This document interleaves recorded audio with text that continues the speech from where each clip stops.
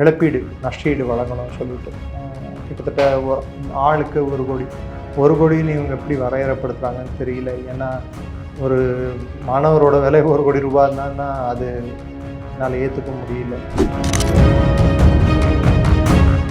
தேர்வில் நடந்த முறைகேடுகளை பற்றி சிஜேபி இது வரைக்கும் ஏன் பேசணும்? ஃபேர் நீட்டுன்னு கேட்குறாங்க. ப்ராப்ளம்னு சொல்கிறவங்க பிரச்சனைக்கு சொல்யூஷனை வந்து தேடணும் இல்லை. பிரச்சனைக்கு சொல்யூஷன் தேடுறதை விட்டு தர்மேந்திர பிரதான் ரிசைன் பண்ணுன்னு சொன்னால், தர்மேந்திர பிரதான் கொஷின் பேப்பர் எழுதி அவர் லீக் பண்ணியிருந்தாருன்னா அதுக்கு ரிசைன் பண்ணலாம். அரவிந்த் கெஜ்ரிவால் கிட்டத்தட்ட ஒட்டுமொத்த மந்திரி சபையே வந்து ஒரு ஊழலால் சூழப்பட்ட மந்திரி சபையை வந்து வச்சுட்டு இருந்தது சரின்னு சொன்னால், அப்போது இப்போது தர்மேந்திர பிரதானை இவங்க ராஜினாமா செய்யின்னு சொல்வது எப்படி சரியாகும்? இதில் இன்வால்வ் ஆன அந்த என்டிஏல இருந்த ப்ரொஃபஸருங்க, அவங்க அந்த கோச்சிங் சென்டருங்க, இதில் பல்வேறு பேர் இன்வால்வ், அவங்க சொத்துக்கள் எல்லாம் பறிமுதல் செய்யப்படும். இதை வச்சு தானே சம்பாதிக்கணும்னு பார்த்தாங்க. சொத்து எல்லாத்தையும் பறிமுதல் பண்ணுங்க. எக்ஸ்ட்ரா சார் எவனோ பண்ண தப்புக்கு நான் ஏன் சார் என் பணத்தை எடுத்து நான் வந்து நஷ்டஈடு கொடுக்கணும்? அப்போ இந்த கோச்சிங் சென்டர்களுக்கும் இந்த தேர்வுகள் நடத்தும் அந்த அமைப்புக்கும் இருக்கக்கூடிய அந்த ஒரு பிணைப்பு இருக்குது பாருங்கள், கள தொடர்பு, அது துண்டிக்கப்படலாம். பாரத் தேரே டுக்டே ஓங்கே dash dash dash, India without a post office dash dash dash, Indian army is a rapist army, இது மாதிரி வாசகங்கள் அங்கே வரல. ஆர்டிகல் 370 திரும்பியும் ரீஇன்ஸ்டேட் பண்ண சொல்லி பேசலை. புரான் மணி இஸ் அ மார்ட்டியர்னு பேசலை. மாணவர்கள் என்ற டியூட்டியை தாண்டி இந்தியன் ஆர்மியை பற்றி பேசும்போது நடுவிரலை காட்டி எஃப் என்ற வார்த்தையை எப்படி பயன்படுத்தலாம்? இது நியாயமா? இது போராட்டமா? இவங்க மாணவர்களா? ஜேர்னலிஸ்ட்டை கண்ட இடத்துல போட்டு கிள்றது, அவங்களை சொல்ல முடியல என்னால் வார்த்தைகளால். இதெல்லாம் பண்ணுறது வந்து இது எப்படி இவங்களை ஸ்டூடெண்ட்ஸுன்னு நம்ம எப்படி கருத முடியும்? காக்ரோச் கட்சி வந்து ஒரு உன்னதமான குறிக்கோளோடு வந்ததாகவே நான் வச்சுக்கிறேன். அவங்க ஏன் கம்யூனிச சித்தாந்தத்தை கொண்டவர்களை மாத்திரம் உள்ளே சேர்த்துக்கிட்டாங்க? நீ எல்லா மாணவர் அமைப்புகளையும் சேர்த்து போராடு, நான் ஒத்துக்கிறேன். அதனால் கம்யூனிஸ்ட் சித்தாந்தம் கொண்டவர்கள் மட்டும். பீர் பாட்டிலிங் எங்கேருந்து வருது? ஜந்தர் மந்தருக்கு அஜிடேஷனில். இந்த கேள்விக்கெல்லாம் பதில் வேணும் இல்லை சார்? செயற்கையாக கட்டமைக்கப்படுகிற இந்தியாவுக்கு எதிரான சிந்தனையை விதைப்பதற்கு மாணவர்கள் பலிக்கடாக்களாக பயன்படுவது கவலை அளிக்கிறது. ராமரை பற்றி கேட்க வேண்டிய கேள்வி அங்கே என்ன வந்தது? ஆர்டிகல் 370க்கும் நீட்டுக்கும் என்ன சார் சம்பந்தம்? LGBTQ ஆண் பெண்ணாகவும் இருக்கலாம், பெண் ஆணாகவும் இருக்கலாம், எங்க இஷ்டம் சொல்றது, அதுக்கும் நீட்டுக்கும் என்ன சம்பந்தம்? நீ முதல் நாள்ல இருந்தே நீட்டை மாத்திரமே பேசியிருந்தா பரவாயில்ல. நீட் என்ற போர்வையில் நீ எதை பற்றியெல்லாம் பேசின? ஷவனா ஆஸ்மிக்கும் நீட்டுக்கும் என்ன சம்பந்தம்? பிரகாஷ் ராஜுக்கும் நீட்டுக்கும் என்ன சம்பந்தம்?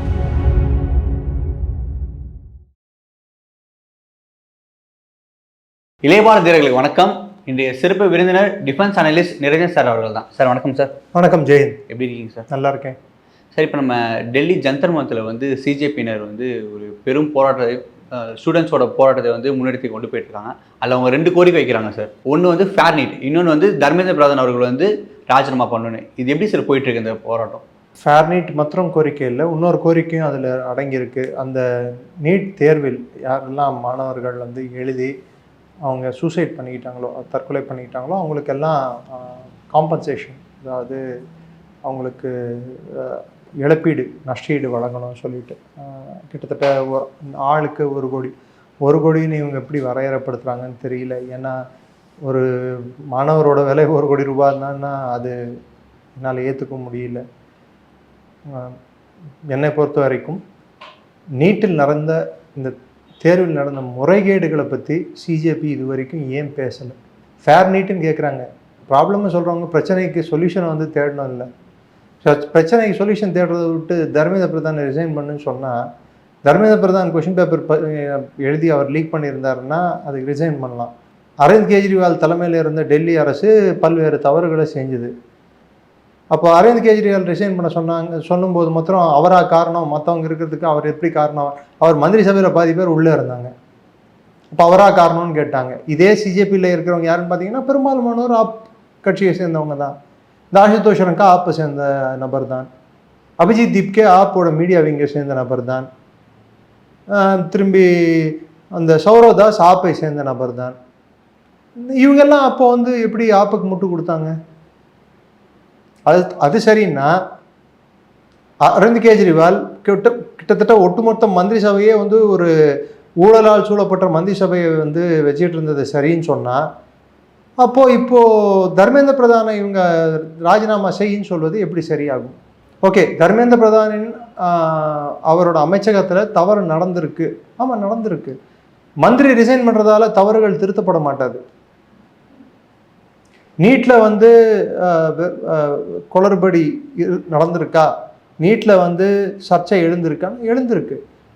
அதுக்கு சொல்யூஷன் என்ன? சொல்யூஷன் அரசாங்கம் ஒன்று சொல்லியிருக்கு, சிபிடி, கம்ப்யூட்டர் பேஸ்ட் டெஸ்டிங்கை அடுத்த ஆண்டுலேருந்து அமல்படுத்துவது. அதுக்கு சொல்யூஷன் அரசாங்கம் ஃபாஸ்ட் ட்ராக் கோர்ட்டை எடுத்து வந்திருக்கு மத்திய அரசு. இதையும் தாண்டி பாராளுமன்றத்தில் எல்லா கட்சிகளையும் ஒத்துழைத்தால், எல்லோருக்கும் ஒருமித்த கருத்து இருந்தால், கடுமையான சட்டம் இதற்கு எதிராக இயற்றப்பட வேண்டும். இந்த வினாத்தாள் மோசடிகளுக்கு எதிராக, அது எந்த கவர்மெண்ட் சர்வீஸில் ஆகட்டும், நீட் ஆகட்டும், எதில் ஆகட்டும், அரசாங்கம் நடத்தும் எல்லா தேர்வுகளிலும் எந்த ஒரு விதமான ஒரு லீக்கேஜ், குளறுபடியோ இல்லை இந்த மாதிரி வினாத்தாளில் வந்து லீக் ஆகிறதோ, இது எல்லாத்தையுமே வந்து தனியாக ஒரு சட்டம் இயற்றப்பட்டு அதற்கு உடந்தையானவர்களுக்கு ஆயுள் தண்டனை அப்படின்னு சொல்லிட்டு வழங்கணும். ஏன்னா ஒரு சமுதாயத்தையும் ஒரு அடுத்த தலைமுறையோட தலையெழுத்தையே இவங்க கேள்விக்குறி ஆக்குறாங்க. ஸோ அதுக்கு பெஸ்ட்டு இது வந்து ஆயுள் தண்டனை. தண்டனைகள் கடுமையானால் தவறுகள் தடுக்கப்படலாம். அடுத்து என்னடான்னா, அதோட நிறுத்திட்டா போதாது. இப்போ 21 கோடி பணம் கொடுக்க சொல்கிறாங்கல்ல, இதில் இன்வால்வ் ஆன அந்த என்டிஏல இருந்த ப்ரொஃபஸருங்க, அவங்க அந்த கோச்சிங் சென்டருங்க, இதில் பல்வேறு பேர் இன்வால்வ், அவங்க சொத்துக்கள் எல்லாம் பறிமுதல் செய்யப்பட வேண்டும். இதை வச்சு தானே சம்பாதிக்கணும்னு பார்த்தாங்க. சொத்து எல்லாத்தையும் பறிமுதல் பண்ணுங்க. எக்ஸ்ட்ரா சார், எவனோ பண்ண தப்புக்கு நான் ஏன் சார் என் பணத்தை எடுத்து நான் வந்து நஷ்டஈடு கொடுக்கணும்? நீங்கள் ஏன் சார் கொடுக்கணும்? நீங்களும் நானும் உடந்தையா இதுக்கு? அரசாங்க நேரடி உடந்தையா? மறைமுகமாக உடந்தை தான். ஆனால் அரசு பணம்ன்றது வந்து அரசோட சொந்த பணம் இல்லை, மக்களின் வரி பணம். அந்த மக்களின் வரி பணத்தை வந்து எப்படி அதை எடுத்து நீங்கள் நஷ்டஈடாக முதல்ல கொடுத்துருங்க, அதுக்கப்புறம் இவங்க சொத்துக்களை பறிமுதல் பண்ணு. அப்போ பறிமுதல் பண்ணுவதன் மூலமாக ஒரு அச்சம் வரும். இந்த தவறு நடந்தால் நாளைக்கு சொத்து இருக்காது, நம்மளுக்கு பிடுங்கிடுவாங்க. ஆயுள் தண்டனை ப்ளஸ் சொத்துக்கள் பறிமுதல். அப்போ இந்த கோச்சிங் சென்டர்களுக்கும் இந்த தேர்வுகள் நடத்தும் அந்த அமைப்புக்கும் இருக்கக்கூடிய அந்த ஒரு பிணைப்பு இருக்கு பாருங்க, கள தொடர்பு, அது துண்டிக்கப்படலாம். கோச்சிங் மாஃபியான்றது வந்து ஒரு பெரிய மாஃபியா. இதை உடைக்கணும்னா அதுக்கான தனி சட்டத்தை எடுத்துகிட்டு வரணும். இந்தியாவில் வந்து திறனற்ற கல்விக்கும், இன்னும் சொல்ல போனால் இப்போ இருக்கக்கூடிய கல்வி கொள்கை அடிப்படையில் கல்வி எப்படி கற்றுக் கொடுக்கப்படுகிறதோ, எப்படி வந்து கல்லூரிகள் கல்வி நிறுவனங்கள் இயங்கிறதோ, இதை மறுபரிசீலனை செய்ய வேண்டிய ஒரு கட்டாயம் இருக்கிறது. இதற்கு மாநில மத்திய எல்லா அரசுகளும் ஒத்துழைக்க வேண்டும் என்பது என்னோட கருத்து. தர்மேந்திர பிரதான் குறிவைப்பதற்கு காரணம், இன்னொரு காரணமும் உண்டு. அதற்கு காரணம் நேஷனல் எஜுகேஷன் பாலிசி, தேசிய கல்வி திட்டத்தை அமல்படுத்தின தெம்பும் திராணியும் இருந்த ஒரு மந்திரி இவர்தான். இவர் வரலாற்றை எப்படி இவங்க வந்து புனைப்பும் திரித்தும் கம்யூனிச சித்தாந்தம் கொண்ட சில நபர்கள் எழுதி வைத்திருந்தார்களோ அதை மாற்றி அமைத்துள்ளார் அந்த குழுக்களை போட்டு. குறிப்பிட்டு வரலாறு, ஏன்னா இந்திய வரலாறு தொடங்குவதே 1947 தான் அவங்க நினப்பு. ஆனால் இந்திய வரலாறு வந்து அதற்கும் முன்னாடி இந்தியாவுக்கென்று இது வந்து போராட்ட வரலாறு இந்தியாவுக்கு இருக்கிறது. இந்தியா ஒரு போராட்ட களமாக இருந்திருக்கிறது. அந்நிய படையெடுப்புகளுக்கு அடிபணிந்த நாடு இந்தியாவல்ல அப்படின்ற ஒரு சரியான இன்னொரு பாயிண்ட் ஆஃப் வியூ வந்து இப்போ எடுத்துகிட்டு வராங்க. நீங்கள் என்ன ஸ்டேட் போர்டா சென்ட்ரல் போர்டா? ஸ்டேட் போர்டு தான் சார். சென்ட்ரல் போர்டு புக்கு படிச்சிருந்தீங்கன்னா தெரியும். அக்பரை பற்றி தனி சாப்டர் இருக்கும், அவுரங்கசீப்பை பற்றி தனி சாப்டர் இருக்கும், முகல் அரசர்களை பற்றி தனித்தனி சாப்டர். ஆனால் சிவாஜியை பற்றியோ ராஜராஜ சோழனை பற்றியோ இவங்களெல்லாம் பற்றியும் பெருசாக ஒன்றும் இருக்காது. வேலுநாச்சியார் அப்படின்னுவாங்க நாடு இந்தியாவில். மருது சகோதரர்கள், ஐயோ பேரே கேட்டது இல்லையே, புதுசாக இருக்கே. கட்டபொம்மன் தெரியாது, அல்லூர் சீதாராமராஜு தெரியாது, கிட்டூர் ராணி சின்னம்மா தெரியாது. அங்கே கேரளாவில் வந்து பழசிராஜா இல்லை வீரன் வேலு தம்பி தெரியாது. இவங்க சுதந்திர பிர்சா முண்டா தெரியாது. இவங்களை பற்றி வரலாறுகள் மறக்கடிக்கப்பட்டது, புறந்தள்ளப்பட்டது. இர்ஃபான் ஹபீப் அப்படின்னு சொல்கிற ஒரு நபரும் ரொமிலா தாப்பர் போன்ற நபர்களும் தான் கம்யூனிச சித்தாந்தத்தை அடிப்படையாக கொண்ட நபர்கள் தான் இந்தியாவின் வரலாற்றை எழுதி கொண்டிருந்தார்கள்.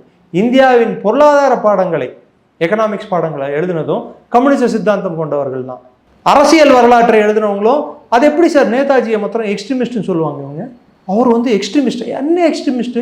வெள்ளக்காரனை தோற்கடிக்கிற போராட்டத்தில் இந்த சைடு காங்கிரஸில் இருந்த தலைவர்கள் அவங்க ஒரு குறிக்கோளோட போராடினாங்க, அந்த சைடு நேதாஜி அதே குறிக்கோளோட தான் போராடினார். அவங்க எடுத்துக்கொண்ட ஆயுதம் வேறையா இருக்கலாம், ஆனால் குறிக்கோள் ஒன்று தானே, வெள்ளையனை துரத்தி அடிக்கிறது தானே. அப்போ அவர் எப்படி தவறான நபராகவும் இவங்களை எப்படி சரியான நபர்களாகவும் சித்தரிச்சிங்க? அவர் இருக்கும்போது யுனைடெட் இந்தியாவது இருந்திருக்கும். இவங்க வந்து வெள்ளைக்காரங்கிட்ட சுதந்திரம் வாங்கணுன்ற சாக்கில் பாகிஸ்தானை வந்து தனியாக கொடுத்தாங்களே. அப்போ யார் வந்து இந்தியாவுக்காக போராடணும் என்ற அந்த போராட்ட குணம் கொண்டு போராடிய நபர்? இந்த வரலாற்றை சொல்ல வேண்டிய கடமை இல்லையா? வீர் சாவர்கரை பற்றி வேணாம், ஏன்னா வீர் சாவர்கர் வந்து வெள்ளைக்காரனுக்கு லெட்டர் எழுதணும், காந்தி கூட தான் எழுதியிருக்காரு. ரவுண்ட் டேபிள் கான்ஃபரன்ஸில் பார்ட்டிசிபேட் பண்ணார். Freedom has to be given not to be taken அப்படின்னாரு, எழுதியிருக்காரு.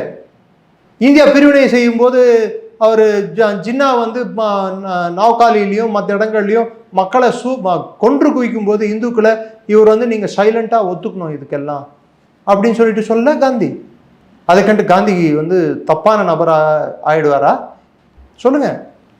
ஸோ வரலாற்றை நாம் படிக்கும் வரலாற்றிலேயே நிறைய புனைப்பும் திரிப்பும் பொய்களும் புரட்டுகளும் அவர்களுக்கு தகுந்தா போல் சொந்த கதை சோக கதைகளும் நிறைய இருக்கு. இதை மாற்றி அமைப்பதற்கான ஒரு முயற்சி எடுக்கப்பட்டது. அந்த முயற்சி பெருமளவில் இன்று பயனளித்து கொண்டிருக்கிறது. கல்வி திட்டம் மாற்றப்பட்டுள்ளது. குறிப்பிட்டு வரலாறு, அரசியல் பாடம், திரும்பி எக்கனாமிக்ஸ், பொருளாதாரம் சம்பந்தப்பட்ட பாடம். இதை எப்படி கம்யூனிஸ்ட் ஏற்றுப்பாங்க? அதெல்லாம் கம்யூனிஸ்ட்டுங்க போய் சிஜேபி கூட உட்காந்துருக்காங்க. நான் ஒன்று கேட்குறேன், நீங்கள் என்ன படிச்சிங்க சார்? MBA யூனிவர்சிட்டி மெட்ராஸ் தான். மெட்ராஸ் யூனிவர்சிட்டி. ஓகே. எலெக்ஷன் இருக்கா உங்கள் காலேஜில்? அப்போ பண்ணுவாங்க. பண்ணுவாங்க.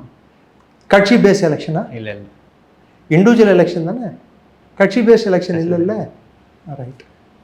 ஜேஎன்யூவில் மாத்திரம் மக்கள் வரி பணத்தில் ஸ்டைஃபண்ட் வாங்கிட்டு, ஸ்டைஃபண்ட்னா ஊக்கத்தொகை வாங்கிட்டு இவங்க எப்படி கட்சி அரசியல் அங்கே பண்ணலாம்? உங்கள் பணம் ஏன் பணம், இவனை வந்து ஃப்ரீயாக படிக்கிறதுக்கு நம்ம அனுப்புகிறோம், அவனுக்கு நம்ம காசு கொடுக்குறோம், சப்சிடைஸ்ட் காசை. அந்த காசை வாங்கிட்டு அவன் எந்த கட்சியில இருக்கட்டும், அந்த காசை வாங்கிட்டு அவன் படித்து வெளியே போய் அவன் வேலை தேடி அவன் குடும்பத்துக்கு உழைக்கணும், நாட்டுக்கு உழைக்கணுமா, இல்லை அங்கே உட்கார்ந்துக்கிட்டு தேச விரோத செயல்களில் ஈடுபடணுமா? எனக்கு சொல்லுங்க.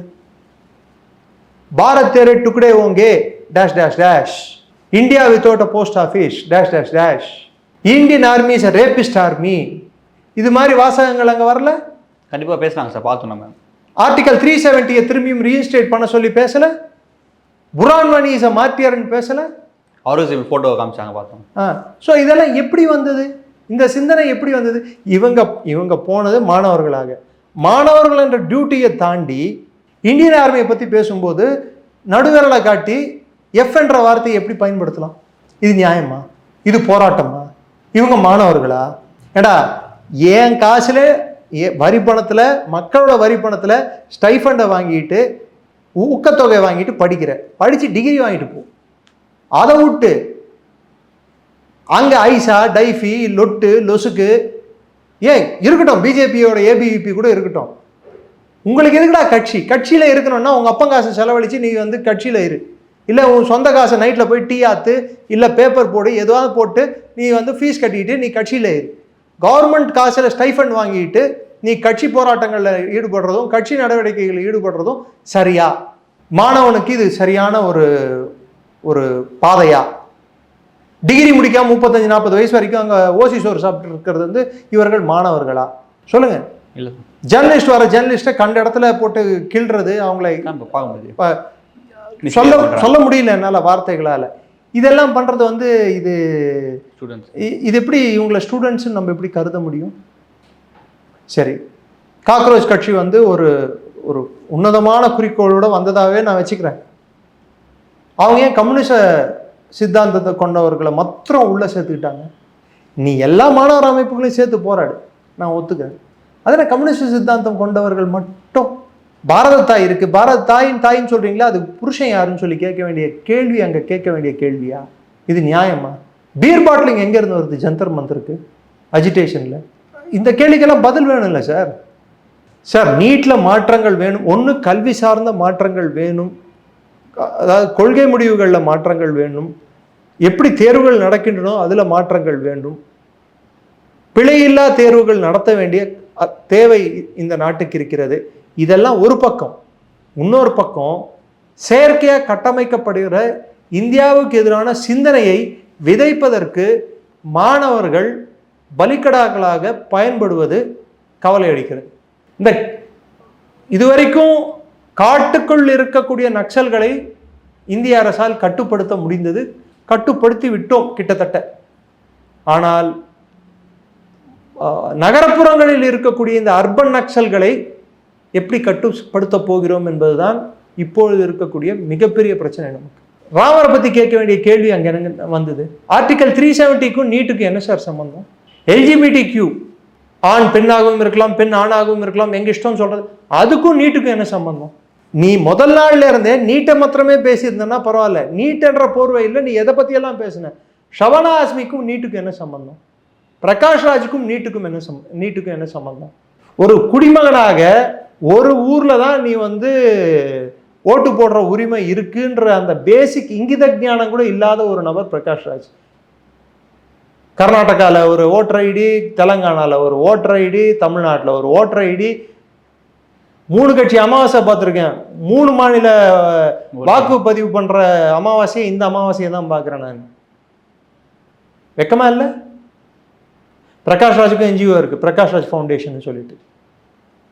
அதுக்கு அந்நிய பணம் வேணும். எத்தனை NGOக்கள் இதுல நான் லிஸ்ட் படிக்கட்டுமா வேணும்னா உங்களுக்கு? இது அரவிந்த் கெஜ்ரிவால் வெளியிட்டுள்ள லிஸ்ட். இவங்க கிட்ட எல்லாம் நீங்க போய் ஹெல்ப் கேட்கலாம் அப்படின்னு சொல்லிட்டு. எந்தெந்த மீடியா சேனல் உங்களுக்காக இருக்கக்கூடிய மீடியா குரூப்ஸ் என்னென்ன, யாருக்கெல்லாம் நீங்க அனுப்புனா, செய்தி அனுப்புனா அதை அவங்க வந்து ஆம்பிளிஃபை பெருசா இன்ஸ்டாகிராம்ல அவங்க பெருசா அதை பண்ணி போடுவாங்க. பேர்களை படிக்கிறேன். Peak TV, news and content creators in Instagram for agitation. Peak TV, PEEK TV. News page, all footage of protest, violence and credible info. இது அனுப்புறோம். அதுக்கு நியூஸ் பிஞ்ச், இதுவும் அதே மாதிரி தான். நெக்ஸ்ட் நாக்ஷி டி, இவங்க ஒரு தனி நபர், இவங்களுக்கும் அதே மாதிரி volunteer on site, live info about protest, individual தனி ஒவ்வொருத்தரோட தனி ரீல்ஸ். நெக்ஸ்ட் சார்த்தக் கோஸ்வாமி, அவர் இண்டிவிஜுவல், அவருக்கு இதே மாதிரி creator sharing individual and others narrative on protest site. 5D D'Souza, முன்ன மிரர் நவுல இருந்தாங்க ஒரு ஜெர்னலிஸ்ட், அவங்க sharing updates a credible source for the latest news. Faizan Siddiqui, on-site updates on IG stories and post. Cockroach Janata Party official website. Harsh Yadav, Tanushree Pandey, Pyari Delhi, Indian express Hindi. இது அரவிந்த் கெஜ்ரிவால் வெளியிட்டது. சரி, இது போனா போகுது. NGOக்கள் இந்த போராட்டக்காரர்கள் இரவில் எங்க தங்க வேண்டும் என்று லிஸ்ட் கொடுத்துருக்காங்க. Of Hemkunt foundation, food and accommodation உங்களுக்கு ஃப்ரீயாக கிடைக்கும். Sachkhand foundation charitable trust, onsite volunteers, food cleaning. Warriors without cost, food first aid cleaning. Aashray, drinking water first aid support, community langar.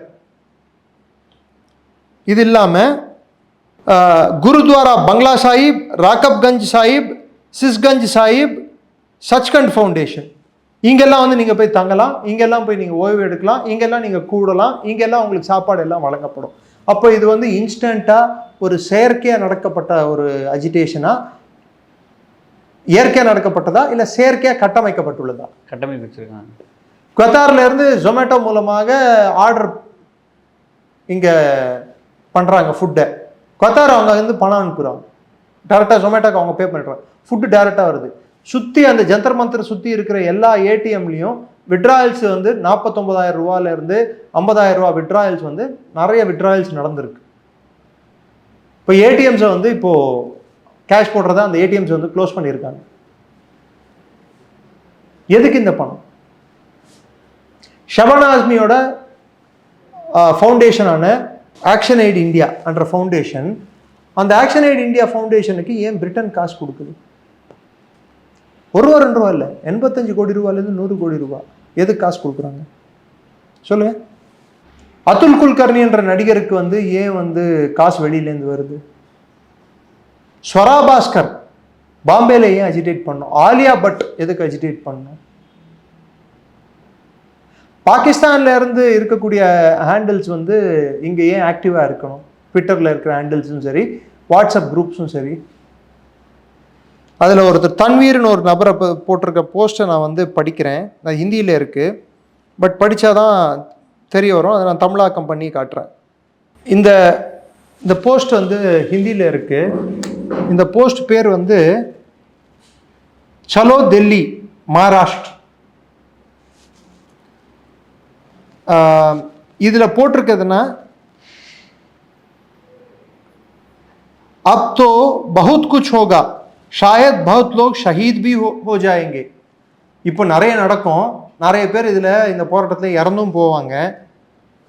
But அப் பீச்சே நஹி ஹட்டேங்கே, ஆனால் பின்னோக்கி நாங்கள் செல்ல மாட்டோம். अब तो सरकार ही गिरा के मानेंगे,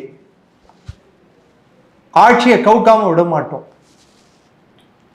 पहले एजुकेशन मिनिस्टर को रिजाइन करना बोलेंगे, முதல்ல धर्मेंद्र प्रधान. फिर एथनॉल वाले मिनिस्टर को बोलेंगे रिजाइन करने के लिए, यार नितिन गडकरी. फिर फिनांस मिनिस्टर का रेजिग्नेशन मांगेंगे, निर्मला सीतारामन அவர்கள். அதுக்கப்புறம் फिर एनवायरमेंट मिनिस्टर का रेजिग्नेशन मांगेंगे. और इन सब के बाद क्राइम मिनिस्टर மோடி का रेजिग्नेशन मांगेंगे. இது அவங்க அஃபிஷியல் ஹேண்டில்ஸ்லேருந்து எடுத்தது.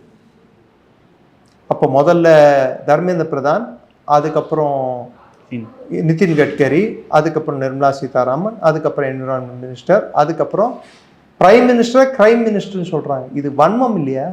இப்போ என்ன மாதிரியான எண்ணோட்டம் இவர்கள் மனசில் இருக்குது? இவர்களை வந்து எப்படி ஹேண்டில் பண்ணணும்? கிட் க்ளவுஸோடியா? சரி, ஓகே, இது அந்நிய சதி இல்லை அப்படின்னு நீங்கள் நினைக்கலாம். ஓகே, இதில் அந்நிய சதி இல்லை, அந்நிய நாச வேலை இல்லை அப்படின்னு சொல்லிட்டு நல்லா பாருங்கள். இந்த லேடி ரிஷிகேஷில், கேமரா காட்டுறேன், இந்த லேடி ரிஷிகேஷில் என்ஜிஓ வச்சுக்கிட்டு நடத்திட்டு இருக்காங்க. இந்த அம்மா வந்து பட்டியல் இருக்குது. இந்த அம்மாவோட ஃபவுண்டேஷன் 1 மணி நேரம் இவங்க பேசணுன்னா 15 நிமிஷம் பேசணுன்னா 5,100 ரூபா, 30 நிமிஷம்னா 11,000 ரூபா, 60 நிமிஷம்னா 22,000 ரூபா. She is owner of Amuna foundation Rishikesh, மோடிக்கு எதிரான நபர். இவங்க வந்து எஃப்சிஆர்ஏ பில்லுக்கு அகேன்ஸ்டாக இருக்காங்க. இவங்களுக்கு வந்து போலீஸ் மூஞ்சியில் அடி, மூஞ்சியை உடச்சிருன்னு சொல்லிட்டு ஏன் பேசணும்? இவங்கெல்லாம் பீஸ்ஃபுல் ப்ரொட்டஸ்டர்ஸ். இந்த நபரை பாருங்க, இந்த நபரோட பேர் வந்து threatening the government that Bangladesh like situation, Bangladesh மாதிரி ஒரு சிச்சுவேஷன் இங்கே வரும். இவன் பேர் மெஹராஜ் மலிக். இவனை காஷ்மீர் பப்ளிக் சேஃப்டி ஆக்டில் செப்டம்பர் 2025 கைது செய்யப்பட்டுள்ளான். அதே மாதம்தான் சோனம் வாங்சுக்கையும் கைது செய்தாங்க, இதே தேசிய பாதுகாப்பு சட்டத்தில். அது பப்ளிக் சேஃப்டி ஆக்ட், இது national security act. According to detention documents இவன் மேலே 18 எஃப்ஐஆர் இருக்கு. இவன் மேலே 16 டைரி ரிப்போர்ட்ஸ் என்ட்ரி இருக்கு இவனோட ஆக்டிவிட்டீஸை பற்றி. 2014 2025 இவன் பல்வேறு முறை எஃப்ஐஆர்ல இவன் பேர் அடி வாங்குது. ப்ரொட்டஸ்ட்டுங்கன்னு சொல்ற பேர்ல கல்வீச்சு தாக்குதல் நடக்கிறதுல இருந்து, இராணுவத்தோட வண்டிகளை வழிமறிக்கிறதுல இருந்து, பப்ளிக் டிஸ்டர்பன்ஸ் பண்றதுல இருந்து, இவனுக்கு டெல்லியில் என்ன வேலை? இது இளைஞர்கள் போராட்டம், இது நீட்டுக்கான போராட்டம், இது அறவழி போராட்டம். சரி, அது போனா போகுது. இவனும் ஒன்றும் தெரியாத நபர். ஒருத்தரை காட்டுறேன், இந்தியன் ஆர்மி அப்யூஸ் பண்ணவன, அதாவது தகாத வார்த்தைகளை திட்டினவன. இன்னொருத்தன் இருக்கான், சிஜேபியோட முக்கியமான ஆர்கனைசரில் ஒருத்தன். இவனை தெரியுமா சொல்லியிருக்கான்? இவன் பேர் Shadab Saifi, CJP's media coordinator, அதாவது செய்தி தொடர்பாளர். Is openly saying that Nisar, one of their Islamist members, இன்னொரு அவனோட நண்பர் நிசார்னு பேர், Islamist members is ready to conduct jihad for CJP. அப்போ இவங்க நோக்கம் நீட்ல இருக்கிற பிரச்சனைகளை தீர்க்கிறதா இல்லை இந்தியாவை துண்டாடுறதா, வன்முறையை தூண்டுறதா? இவரும் வந்து நல்ல மனிதர் தான். இவங்க தெரியுமா? உங்களுக்கு தெரிஞ்சிருக்கும், மோவா மித்ரா. இவங்க அந்த ப்ரொட்டஸ்ட்டுக்கு போயிட்டு வந்துட்டு RAF அசிஸ்டன்ட் கமாண்டன்ட் சோனியா ஷெராவத்தை வந்து calling her children protester cockroaches, let's find out who she is, where she lives, what's her record, let's name and shame and track each of this zealots through law. அப்போது ஒரு government officer அவங்க duty பண்ண வச்சா அவங்க பேர் என்ன, அவங்க ஊர் என்ன, அவங்க அட்ரஸ் என்ன, அவங்க வீடு என்ன இருக்குது, அவங்க குடும்பம் என்ன இருக்குது. இவங்க ஒரு MP. பெங்கால மக்கள் இவர்களை துரத்தி அடித்தும் இவங்களோட எண்ணோட்டம் மாறல, பார்த்தீங்களா? சரி, இவங்களை காட்டின. அடுத்து இவன் பேர் வந்து நிசார் ஹூம்மை, பேரே நிசார். நான் இதுக்கு முன்னாடி சொன்னேன் பாருங்க, அந்த நிசார் தான் இவன். நிசார் ஹூம்மை, social media team cockroach Janata party. இவனுக்கு ஃபாலோவர்ஸ் வந்து பாகிஸ்தான்லேருந்து இருக்காங்க. இவன் கல்வீச்சில் involve. Next, internet freedom foundation. Tomorrow we are going to attempt a video explainer how to use Bitchat. அதாவது இன்டர்நெட்டே இல்லாத டைமில் பிட்சாட்டை யூஸ் பண்ணி எப்படி கம்யூனிகேஷன் பண்ணணும், அதுக்கான வழிமுறையை வந்து உங்களுக்கு நான் எக்ஸ்பிளைன் பண்ணுறேன், வந்து ஆன்லைன் இதில் வந்து நீங்கள் பார்ட்டிசிபேட் பண்ணுங்க. இவங்களை எல்லாரையும் பற்றியும் டெல்லி போலீஸ் சுற்றறிக்கை வெளியிட்டிருக்கு. இவங்க இந்த சிஜேபி ப்ரொட்டஸ்டன்ற போர்வையில் இதெல்லாம் பண்ணிட்டு இருக்காங்க பாருங்க. இவங்க எல்லாரையும் அவங்க மானிட்டர் பண்ணியிருக்காங்க. இவங்களுக்கு தெரியாத ஒரு ரகசியம் சொல்லட்டுமா? டெல்லி போலீஸ் பல்வேறு ஆஃபீஸர்ஸ் வந்து பாடி கேம்ஸ் வச்சுருந்தாங்க. யார் கல் வீசினா, யார் எதை வீசினா எல்லாமே ரெக்கார்ட் ஆகிருக்கு. எந்தெந்த வண்டிகளில் உடைச்சாங்களோ, எவன் கை ஃபிங்கர் பிரிண்ட் இருக்கோ, டெல்லி போலீஸோட ஸ்பெஷல் டீம் வந்து அந்த ஃபிங்கர் பிரிண்ட்ஸை எடுத்துருக்கு. இது இல்லாமல் டெல்லி போலீஸோட ஸ்பெஷல் ஃபோட்டோகிராஃபி விங் வந்து இந்த ப்ரொட்டஸ்ட்டுங்க நடக்கும்போது ஃபோட்டோஸ் எடுத்துகிட்டு இருந்திருக்காங்க. ஸோ பதிவுகள் அரசாங்கத்திடம் இருக்கிறது. 250க்கும் மேற்பட்ட வீடியோஸ் அவங்கக்கிட்ட இருக்குது. ஒருவேளை இந்த கேஸ் என்னைய கைக்கும் போகலாம். ஸோ பொன்னான கருத்துக்களை இழிவாக பகிர்ந்ததுக்கு மிக்க நன்றி. ஜெயன்.